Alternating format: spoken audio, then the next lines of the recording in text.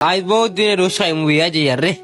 ই নাচি নাচি কই যায় ওই ও ভাই আয় কিতাবে নাচি নাচি কই যাস না ও ভাই বিয়াত বিয়াত ইটা কিতা খোস বিয়াত কিতাবে বিয়া এখন পাইছি রে ভাই 6 মাস থেকে ফেলতে রান পড়েন না বুঝছো নি ও যাই আর বিয়া হওয়াত দেখি কিতা করা যায়।